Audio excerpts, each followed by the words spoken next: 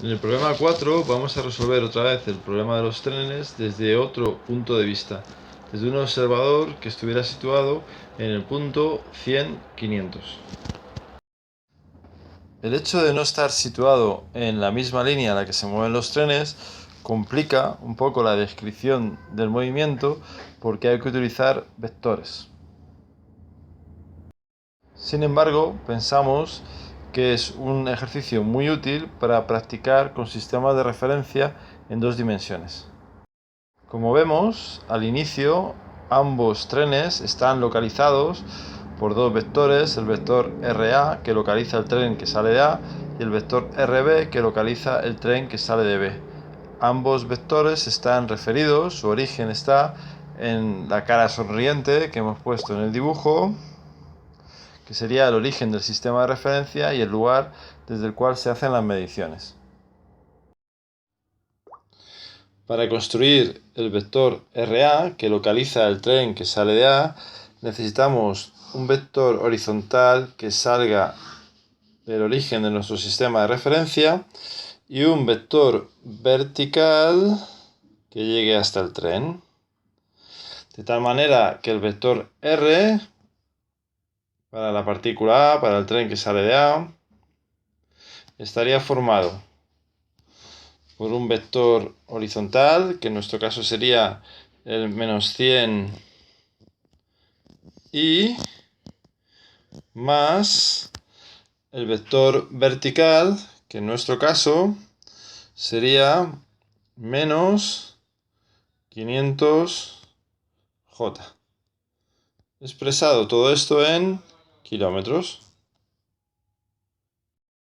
Recordar que los vectores I y J son vectores unitarios que me sirven para caracterizar direcciones.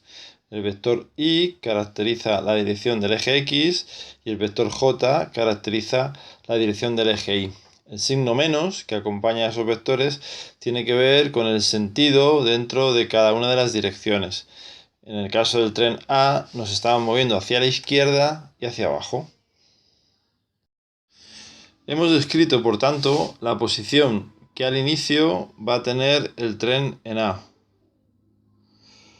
Podemos hacer lo mismo con la posición que al inicio va a tener el tren que sale de B, que sería el vector RB, donde en este caso estos 100 son positivos porque avanzo de manera positiva hacia la derecha y los 500 siguen siendo negativos porque me desplazo verticalmente hacia abajo. Ahora vamos a ver qué sucede cuando empiezan a andar los trenes, es decir, qué pasa después de un cierto tiempo t. Vamos a describir ahora lo que pasa cuando los trenes empiezan a andar, cuando van ocupando diferentes posiciones, como esta o esta. En cada una de estas posiciones, la distancia vertical se mantiene constante. Es decir, que esta expresión menos 500J no cambia en ninguno de los casos, porque los trenes siguen distando verticalmente lo mismo. No ocurre así con sus distancias horizontales, que en el caso del tren A se van acercando cada vez más al origen de coordenadas desde la izquierda, y en el caso del tren B se van acercando cada vez más al origen de coordenadas por la derecha. ¿Cómo serían ahora los vectores posición que dependen del tiempo? Voy a expresarlo poniendo entre paréntesis t. Bien, pues el tren que sale de a la distancia inicial le sumo lo que va recorriendo, y como lo hace a un ritmo de 50 por el tiempo, se lo sumo a la componente del eje de las X, caracterizada por el vector unitario Y. Y no toco la parte correspondiente al eje de las Y. Para el B, bueno, pues para el B hago lo mismo. Pongo el vector posición y ahora ya depende del tiempo. Este B sale de una posición de 100 y lo que va haciendo es descontar x al ritmo según el cual avanza, menos 50t. Le pongo el vector unitario y respecto a la componente del eje de la SIS, caracterizada por j, pues se mantiene constante.